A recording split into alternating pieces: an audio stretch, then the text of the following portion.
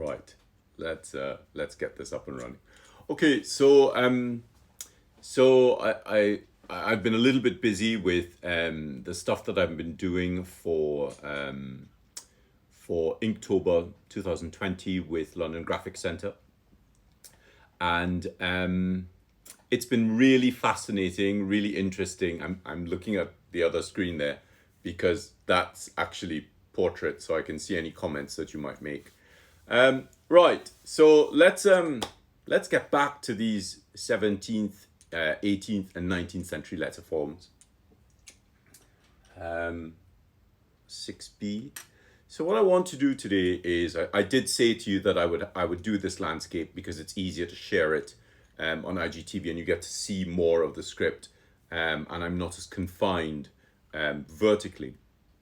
Also, it works better in the calligraphy classes group, and it also works better on YouTube.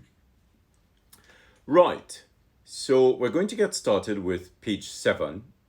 So I've called this series A7 because all of this is out of one book.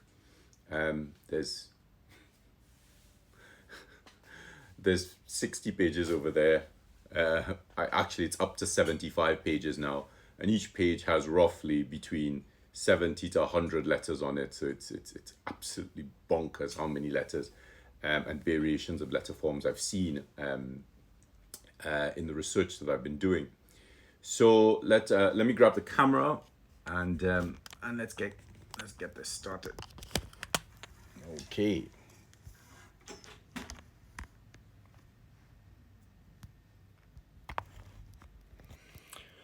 So I'm going to use the Tom Norton's walnut ink, but I'm also going to start off with a pencil. So these are the prompts that I've done. Maybe I'll just show these to you while we're waiting. These are the prompts that I've done. So this is what you'll see tomorrow. Some copperplate script. Really delicate and light. Done with a Gillot 303. Some ink tints. Done with a Winsor Newton Series 7 brush, sable brush. And then on Friday, you'll see this, which is done with some, I'll zoom out a little bit so you can see that more easily. You can see the whole thing. That's done with the Faber-Castell white, the brush, the calligraphy, well, obviously the broad edge marker, and the bullet tip. And then a little bit of fun with some Sakura Moonlight fluorescent jelly roll pens. So you'll see those up on the site tomorrow and the day after. Right, where are we at? So it's been great sort of working with these different techniques for Inktober, but let's get back to the fun of the 17th century script. So this is the page we're on. There's a ton of stuff on here to get through. And please, by all means, do leave some questions. I'm happy to answer them. So we're going to start with the pencil because it gives a little bit more interaction.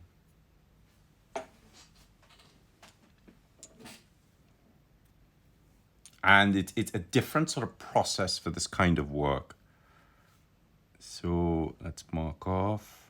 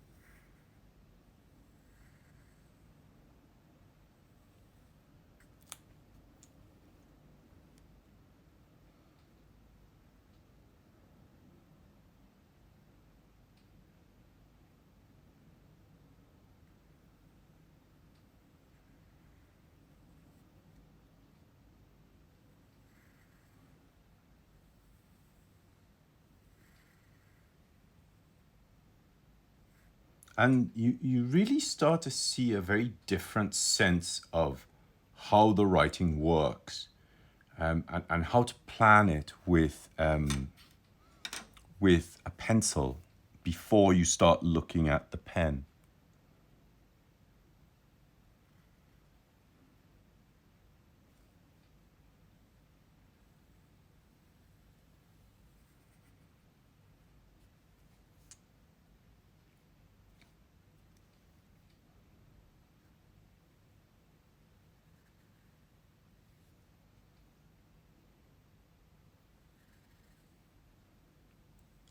This K is so typical of the 18th century. So the Ks generally tend to have this, let's do it a little bit larger.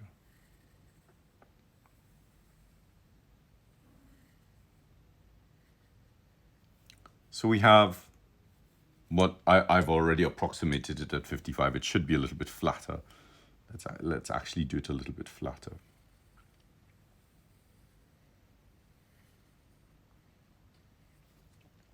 Which sort of looks like an H, or, you know, this A that lots of people tend to do, where they come down from the top and they press, and then they start at the top, which personally I really struggle with, because I just feel that it's wrong, because an A should be no pressure and pressure on the second stroke.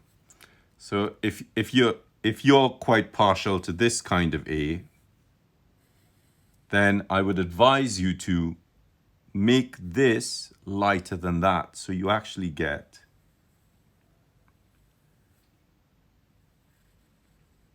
that. So you really still see that sense of contrast. Ooh, KWZ is on. Whoa, brilliant inks. So, right, let's get to some writing. Now, you'll see that the structure of the writing is dramatically different when it comes to using a nib versus a pencil.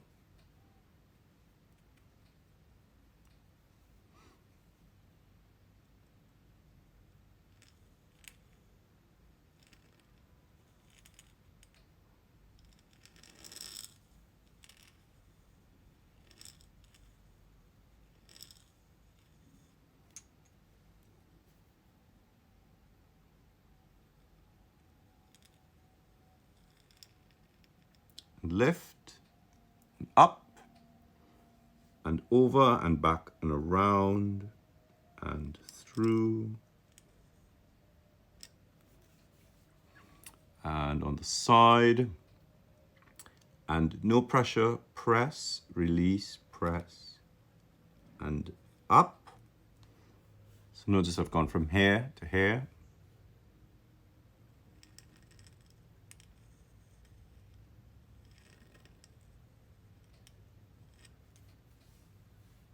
So I'm also giving myself more space as I'm working.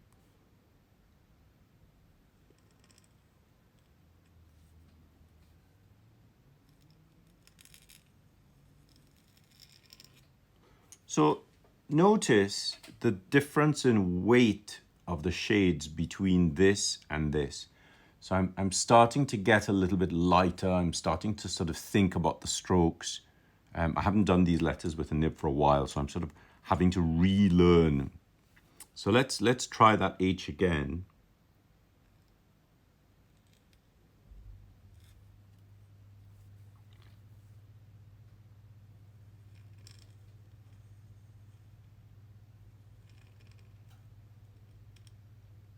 And you can see how much more elegant this lighter letter is. The continuous F is so beautiful. It's so beautiful and just amazing. The only problem is it's not really continuous, right? You have to lift at this point. You can actually do it without lifting. It's really difficult because you have to twist. You have to do this. Once you get to here, you twist back to here and you lean and tilt, which is a lot of fiddling. So I could show you how that's done.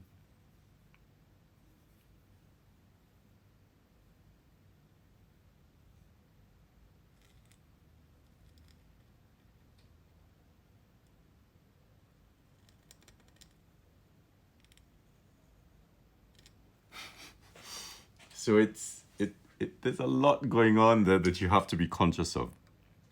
Best to lift and work your way back through. Let's get to that K.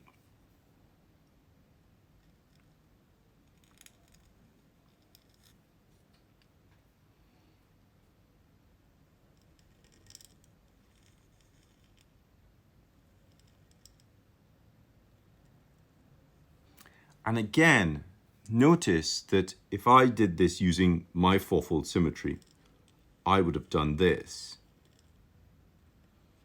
So you get that all the weights on the 55. Already, this isn't on the 55. And this is quite a flattened ellipse. It doesn't touch at the top. This is not on the 55.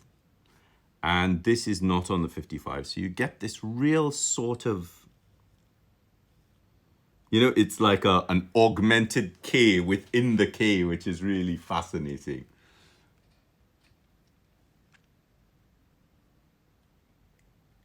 Where are we at?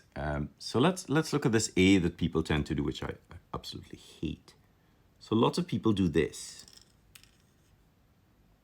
right? This is not an A.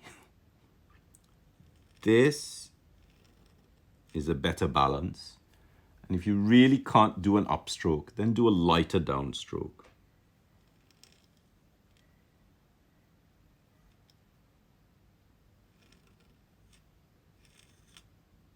Be conscious of the letter. Be conscious of what the letter really is. Go back to the historical English, to the Roman capitals, and look at them again. Really look at them. So let's move along. Right.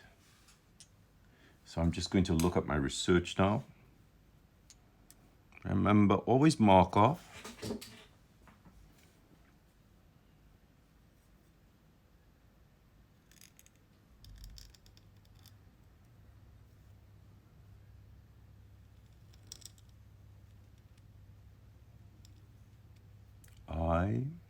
I love this C. This is a great C. Where is it?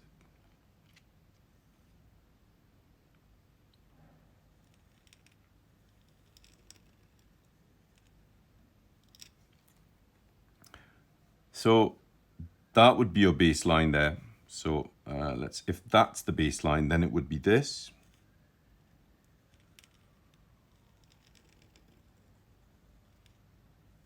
Notice the weight is at the bottom, not in the middle.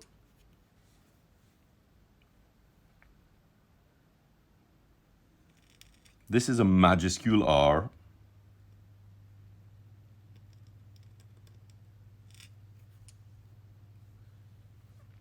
I love this A. When I saw this A, I really sort of freaked out. Where is it?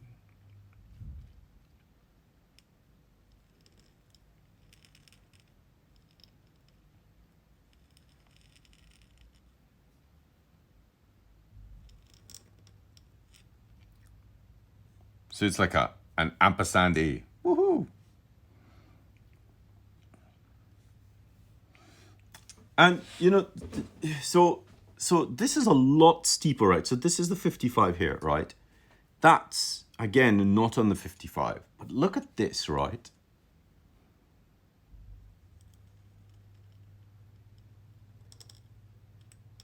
So that's an S, right? This is the 55, which means this is clearly not on the 55. So it's much more upright.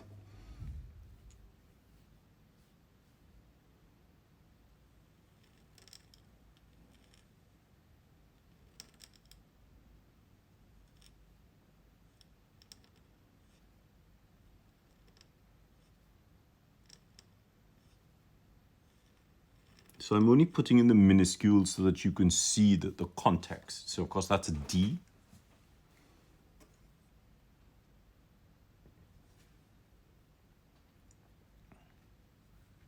So this is a Hunt 22B nib. So I'm not using a specific alphabet. What I'm doing is I'm looking at letter forms from the 16th, 17th, 17th, 18th, and 19th centuries in English Roundhand. So it's not a specific alphabet, you know, from a particular period. It covers a sort of 300-year period. Where am I at? Oh, this is amazing, right? Look at this. Okay, see if I can do this. I'm sort of seeing it's amazing, and I'm definitely going to fail on this. Okay, I need to set this up.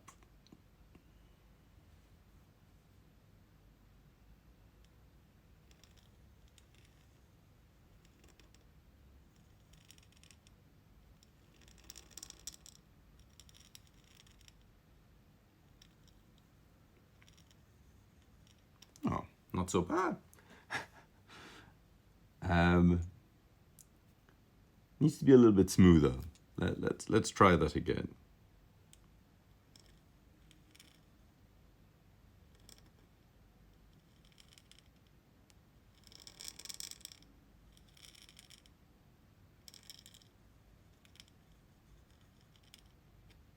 Much better. Much more sort of structured.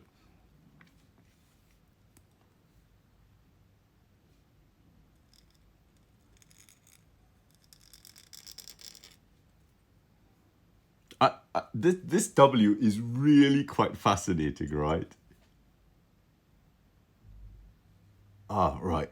So I have to go down and up and down and out. Notice, look at where the nib is, right?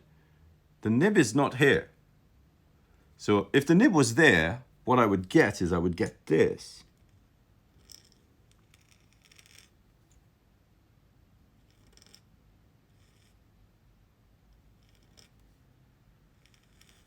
Which is equally beautiful.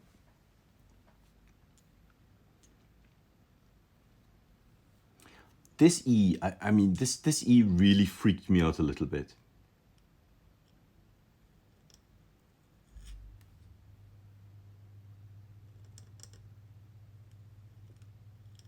How beautiful is that? I mean, look at that. Where are we at? There's P's. So remember, keep an eye on the baseline.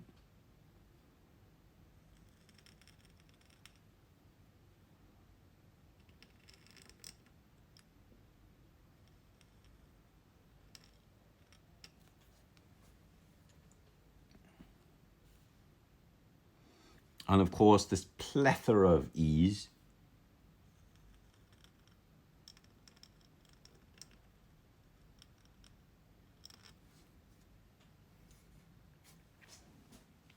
And some really beautiful, let's skip that. Where are we at?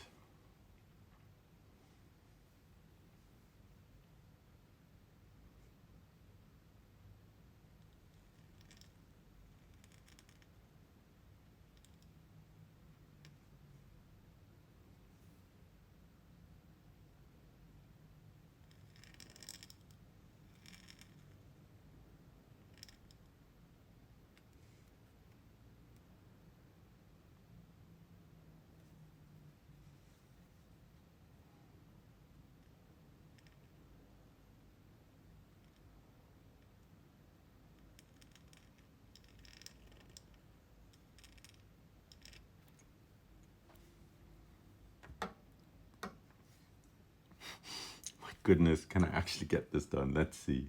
Right. Let's see how we do this. 1, 2, 3. Right. 1, 2, 3. Oh, right. It'll have to be this way.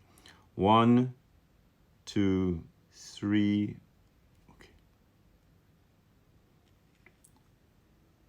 1, 2, 3, 4,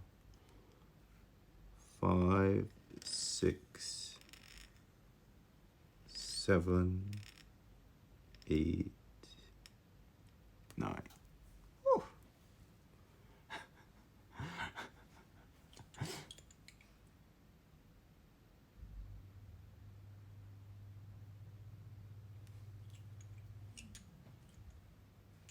So I needed a little bit more space. Let me give myself be a little bit more generous here.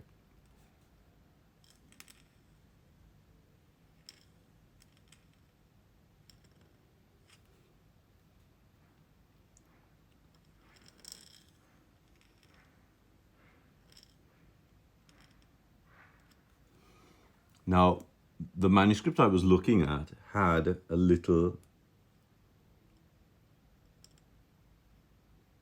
O right there. My goodness, look at so this is an RE ligature, which is great. So don't forget, keep an eye on that baseline.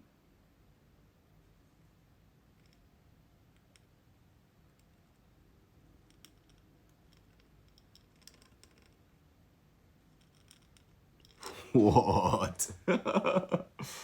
Lots of really beautiful ligatures. So I have 3 ligatures here. I have that RE ligature. Where am I at? I have that RE ligature. I have this, I mean, this is such a beautiful ligature, right? So remember, again, keep your eye on that baseline.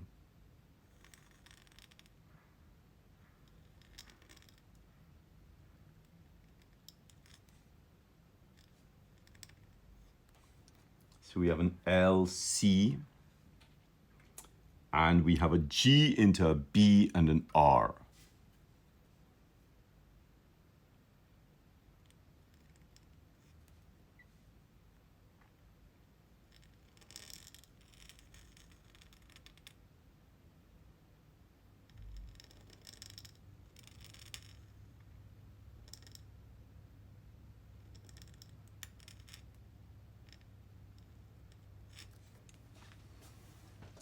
So Cecilia in Rome was talking about producing some English roundhand letters, which were much more generously spaced, and a lot of the historical samples that I'm looking at are actually quite tight, and they use these ligatures between previous minuscules to join to majuscules, and it gives a real sort of knitting together of the letters. So there's so much possibility.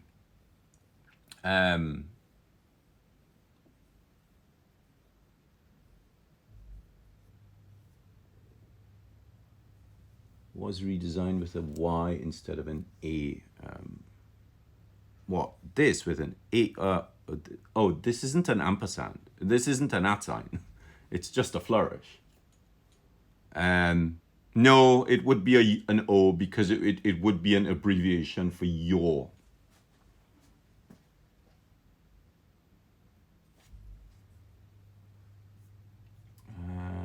Let's see.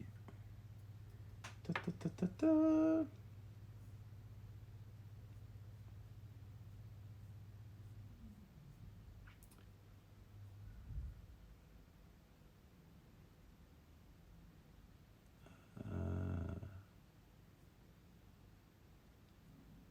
Okay.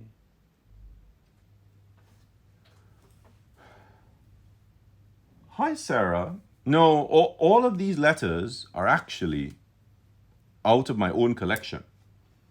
So I have a really robust collection of letter forms from the English Roundhand period, which I'm very lucky to have. So there are things in here that I've never seen anywhere else.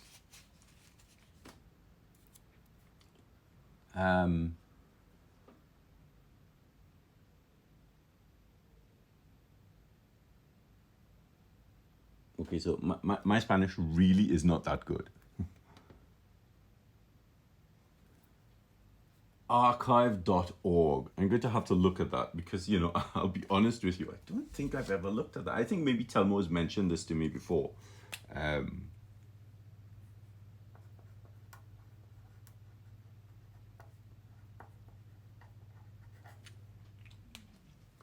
Right, so we're at this B and this R. What else is there? Oh, and then there's some variant forms of the B. These are amazing, right? So we have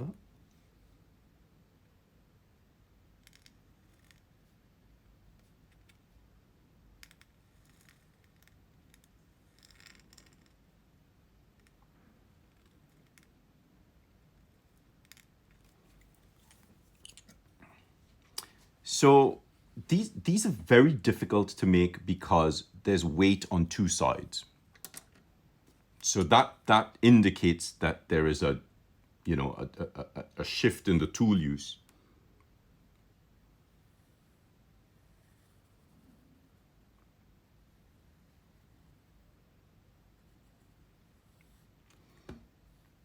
Looks really Arabic, doesn't it? This is quite wide, so let me try this again.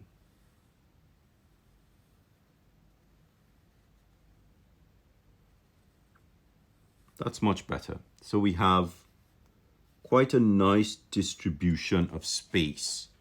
So this is technically the same distance here to here. And we have that there, and we have that there. So you really see how this shape is being divided up.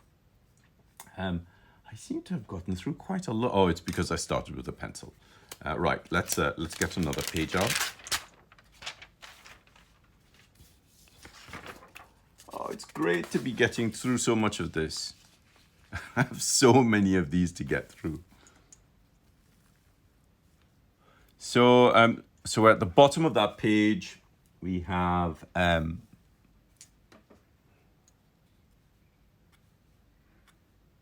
so I mark off 3, but I generally use 2 because of the height of the lines. Oh, that's great, starting with this. I'm going to start with this E. This E is really cracking.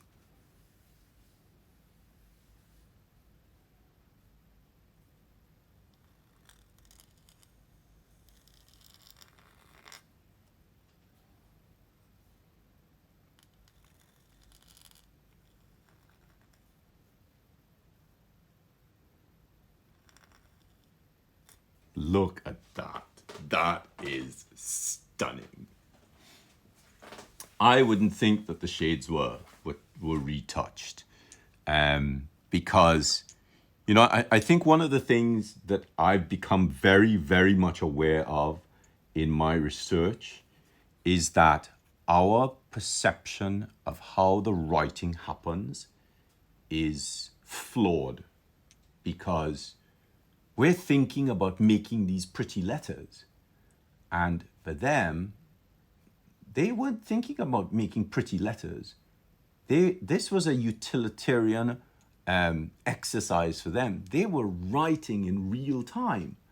So when you start thinking, when we perceive these letters, I mean, I'll talk about that in a little bit.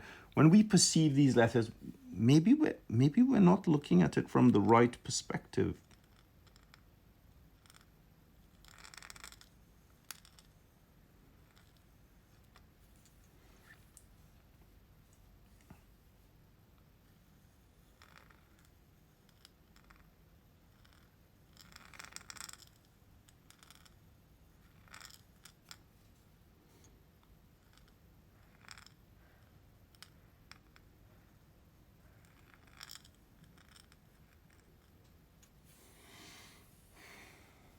Oh, and a number. Brilliant.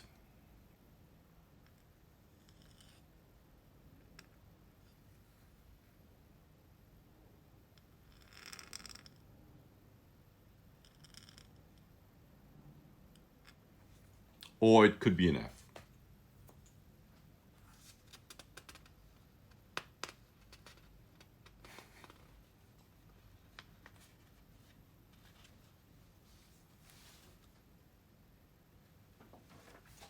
So I'm on page 8 now, which is great. And it's great. It starts with a G.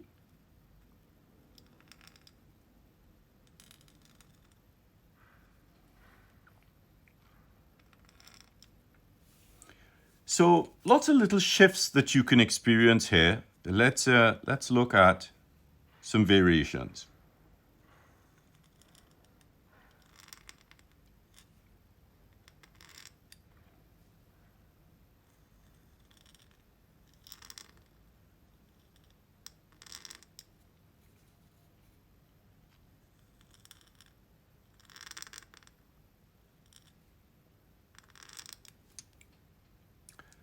Same shape, same movement, but different shapes. Oh my goodness, look at this V. Oh, this is so hot, this V. Whoa.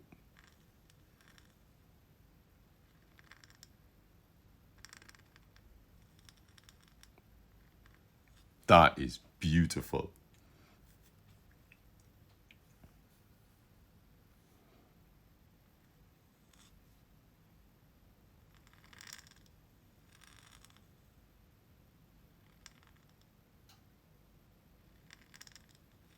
So I'm hoping that you're starting to see that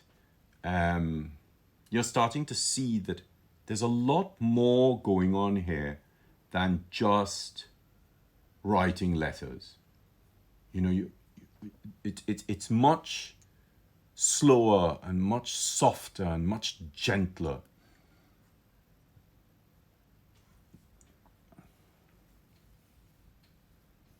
Now, look at this B, right? Now, look at this variation.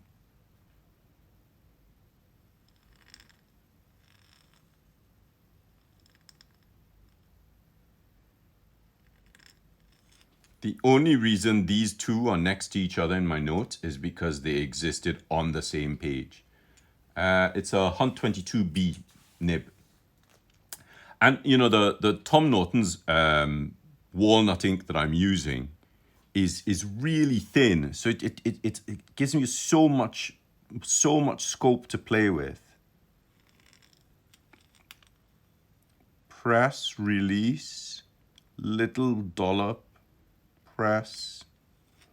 So that's a lot happening right from there all the way to here. So it can't be done quickly. It has to be done slowly. You have to take your time. You have to breathe. You have to be at peace with the writing. Oh my goodness, look at this E. Oh, this is great.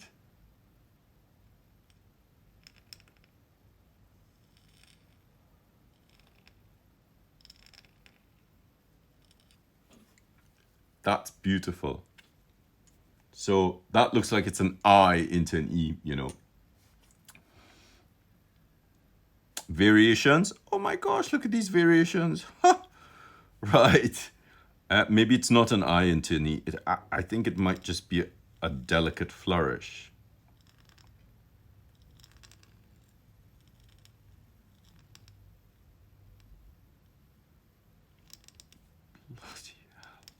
That is beautiful. That's very, very typical of sort of late 18th century, early 19th century decoration.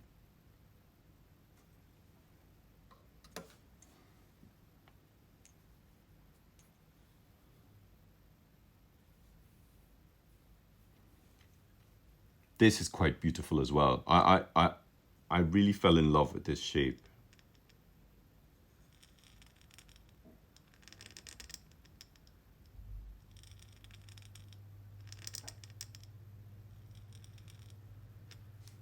Now, this is where you have to start thinking, what is this letter?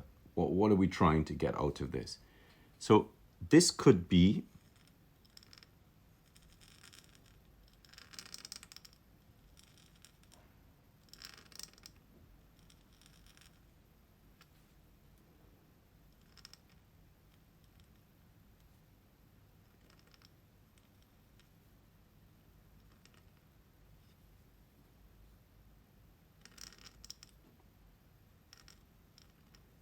so it could be an M.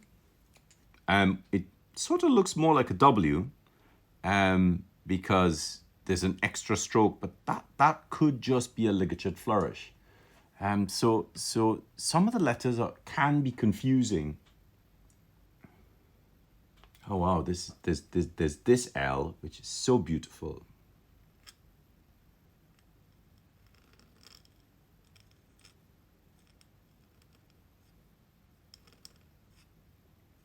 Of course, taken out of context, you would think it might be an S. It still sort of looks like set here as well. There's another B as well.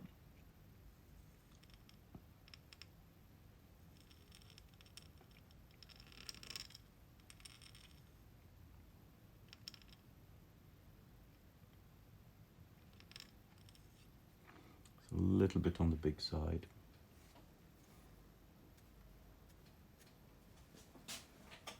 I love this M. This is such a beautiful M. Notice pressure, release pressure.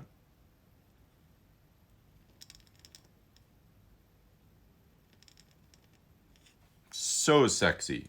A little bit of emphasis there. Emphasis, emphasis, emphasis. So emphasis is when you have what we call wasting.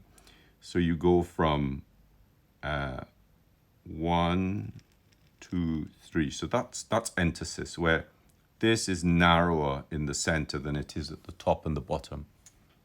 Oh, sorry, I haven't even been looking at the posts. Where are we at? I just bought some walnut crystals, haven't mixed the batch up yet. Sadly, haven't found walnut inco crystals over here. But you got KWZ. Yes, you do have KWZ, and they have some exceptional ink. So what I would do is, I would use their inks, but I would to get this kind of line work, I would mix just a little bit of water into the back end of the. So I would dip the nib, and I would feed a little bit of water into the back of the nib, just to give it just a little bit more of a flow.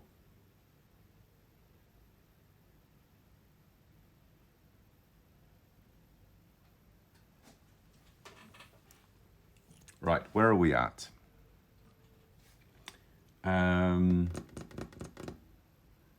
Oh my goodness, look at this letter. This is insane.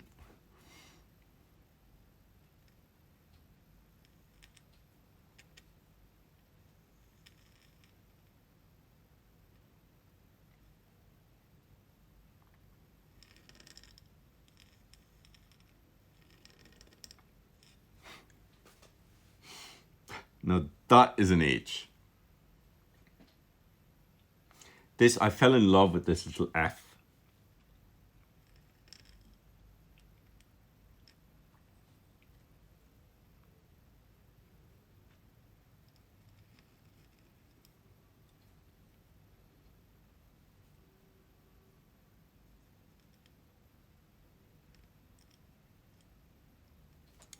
See? Very, very typical of this period. This kind of sort of a little bit of wiggly line. Really lovely.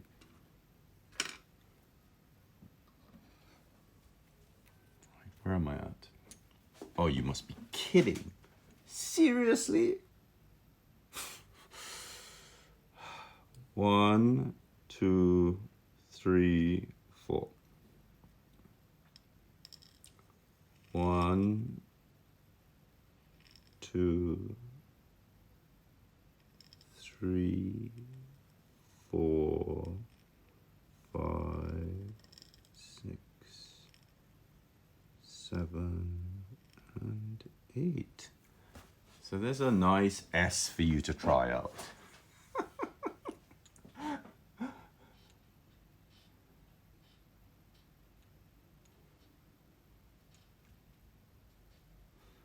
Right. What is then what? Oh, so I was obviously at the end of a page, because there's a lot of S'age, which generally means there's a sur and there's yours.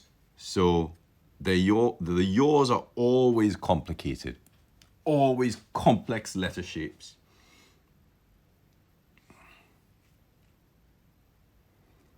Right. Okay. Let's see, how are we doing this? 1, 1, 2, 1, 2, 3, 4, 5. Okay. 1.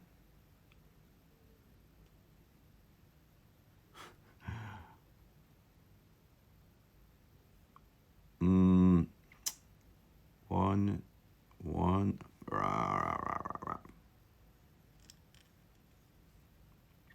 Right. 1, 2, 3,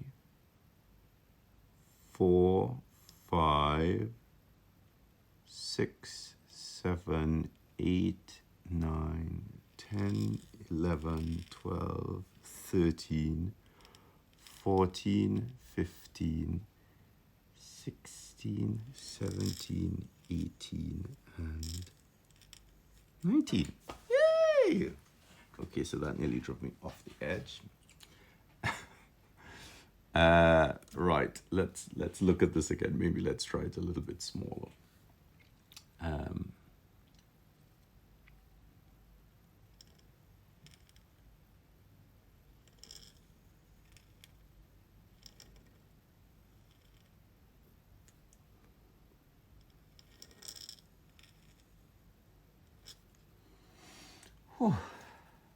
Remember, watch that baseline.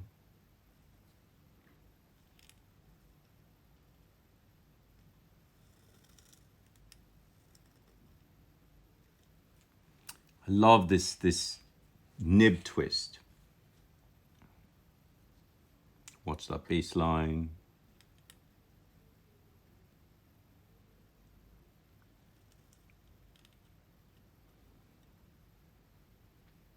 Up and over, down and back and out and up and a little dollop and out. And where are we at? Skip that.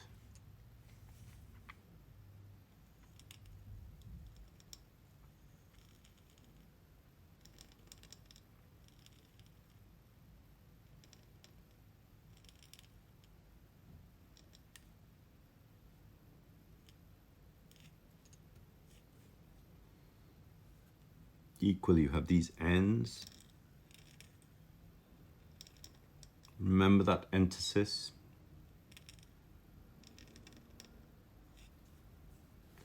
And I find this really interesting because this I would make this shape the same as sort of that shape or in the same direction, but the axis of this ellipse is here and the axis of this shape is here.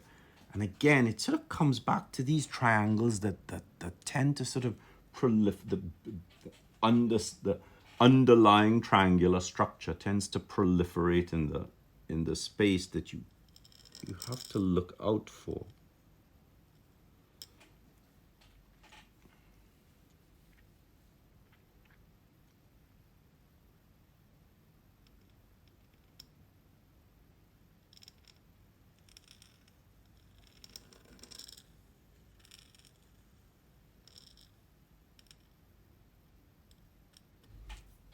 Nice sort of SR to finish. That brings us to the end of page 48.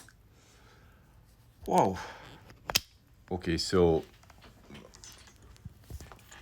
let's put this back into the jig.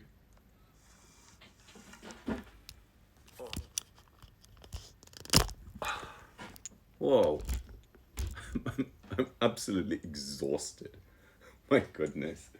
I'm utterly exhausted from doing some of those letters. You know, that F with the really thin crossbar was so beautiful, so lovely, and you know, the more I do these, the more I really sort of feel that the way that we approach the writing is wrong.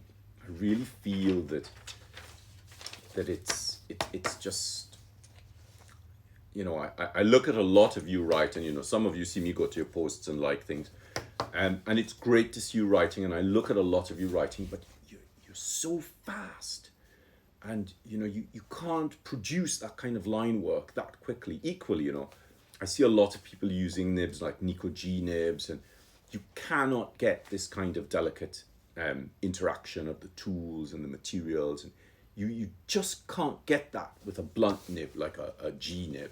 You really need to graduate a little bit up, move.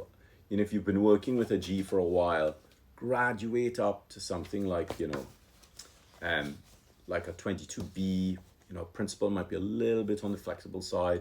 The 22B is nice and it has a good rigidity, but it also has a really good sharpness. Let's just see. Sorry, I haven't really been paying attention because I just sort of got into the writing.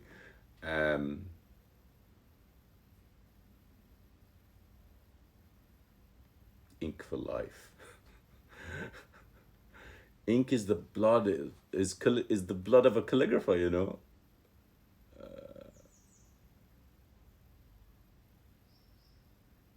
Yes, the Y, that's a YR.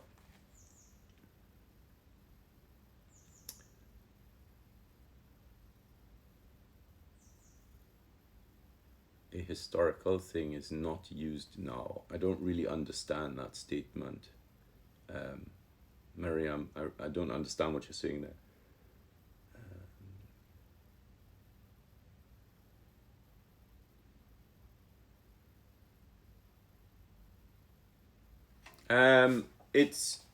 But the thing is, you don't have the context. All you're seeing is a YR. You know, if you had seen the context, it says yours sincerely, then immediately you would know that the YR is not just YR, it's an abbreviation for yours. So a lot of these conjoined shapes, like that S with that beautiful flourished R, that's not just SR, that's SIR. So once you start adding abbreviations, like historically in the Middle Ages, if we go back to, like, you know, the Carolingian period, in the Carolingian period, we see them using lots of these little marks, sort of suspension and contraction and abbreviation marks above and below the words, like Dominus, DOS, dash over the O, tells you that you're missing letters between the D and the O and the S. So instead of writing Dominus, DOMINUS, having 7 letters and needing more vellum or parchment, you're actually contracting the word, you're making a contraction, and you're removing, because it's a word that you're accustomed to using. So with words that were used often, they would always have contractions, because it would save paper or parchment, depending on which era you're looking at.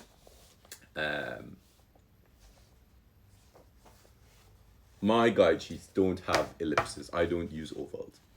I use ellipses because my ellipses are oblate and narrow at the sides. Right, okay. So I think I've been waffling on for long enough. I am going to go, and tonight is date night. So I might be cooking, not sure. Might be going out for dinner, not sure. Right. So thank you very much for your time. Thank you very much for staying on. Thank you. Look at all these comments. You people are crazy. So I'm just going to wipe the nib on a piece of tissue. I have been using this nib a lot with walnut ink. I'm just going to dip it in a little bit of water and swill it and then wipe it off. Nitika, oh my gosh. And I will post this video in the PAScribe Copperplate script variations, which shouldn't really be called Copperplate script. It should be English Roundhand Variations. And I will also post it on YouTube, and I will post it in the PAScribe Calligraphy Classes group. And for those of you in the Lovely Loops group, I will also post it in the Lovely Loops group so that you can have something to play with in the group. All right. Okay, great. Thanks very much. Thanks for your time. Thanks for your patience. Thanks for all the messages. Please do leave some comments below. It would be great to see some comments actually on the post itself. Especially, you know, telling me which ones of the letters that you found really nice. All right, if you want to join a class, send the studio an email. That's thestudio@PAScribe.com. You could find that information in the Linktree link in the bio. Information about classes are going to come up soon. Tamona, getting to the point where we're going to be ready to start offering some classes. Just remember, you have to work your way through the prerequisites before you can do a class with me, because I am not going to struggle with you and nibs and nib control. I want you to have all of that down pat before you start a class. All right, brilliant. Bye.